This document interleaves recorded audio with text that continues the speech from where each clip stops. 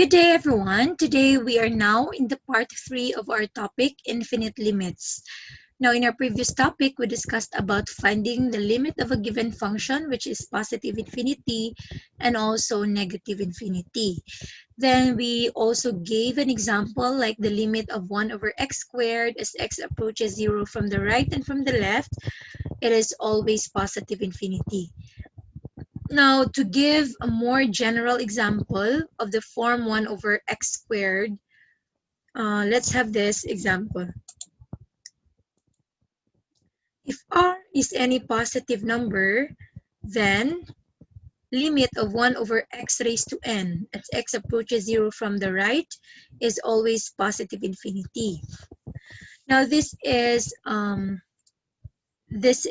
true because whatever the exponent, whether it is odd or even, okay, if we are taking the values from the right of 0, then this will be always positive, right?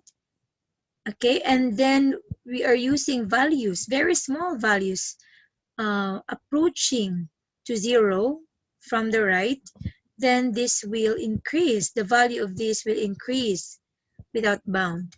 That's why this is positive infinity. Okay. Now, how about if we are given a function like this, then we are asked to find the limit from the left of 0.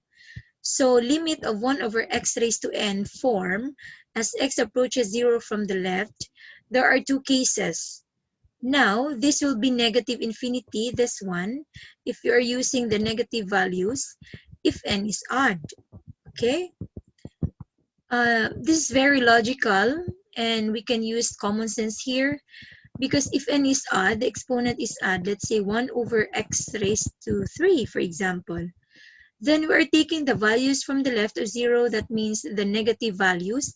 If we are going to substitute that 1, and if the exponent is odd, then we expect that the whole will be negative, right? And since this is of the form 1 over x raised to n, so it would be negative infinity. And that is if n is odd. Now, how about if n is even? If n is even, let's say 2, okay? And we're taking the values from the left of 0, then this will be always positive infinity, okay?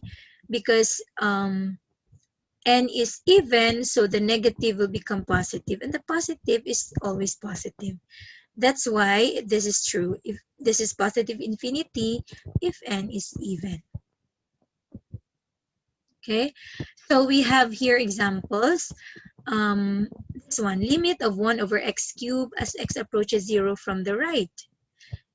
Since we are using the positive values from the right of 0, so the answer is positive infinity. Okay, it's an example of the first case. We're taking the values from the right of 0, and even if it is odd or even, okay, the exponent, then it will give a positive infinity, which is the limit. Again, when we see positive infinity, the limit is not a real number. Okay. Next example, the limit of 1 over x raised to 4 as x approaches 0 from the right. Okay, since we are using values from the right of 0, then imagine that if we are going to substitute values from the right of 0, that means the positive values, if we are going to substitute that one to this variable, then the whole will be positive, right?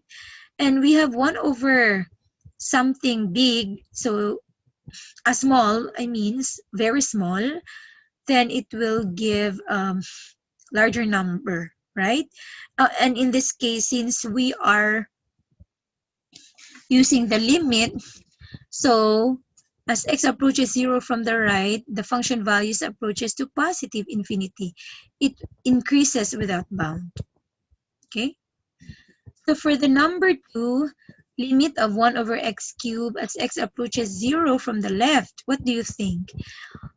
This is odd, right? And this is what? These are values from the left of 0. These are negative values, okay? So if you're going to substitute the negative values here, then this will be negative, okay? And since this is of the form 1 over x raised to n, then negative value raised to a negative times a positive, it will result to negative infinity. How about this one? Limit of 1 over x raised to 4 as x approaches 0 from the left. This will be positive infinity. Okay, it's common sense because you are using values from the left of 0, but then we have an exponent which is even. So any negative number raised to an even number is always positive. That's why it is positive infinity. Okay, so that's it. That is how we solve the limit of the given function. Okay, the general formula of a function 1 over x raised to n form. Okay, if it is negative, taking the values from the negative side, and if you raise that one to an odd, then the result will be negative infinity. Okay, so thank you so much. Hope you like this video, and do not forget to share the learning that you've got from this video. Once again, thank you and God bless.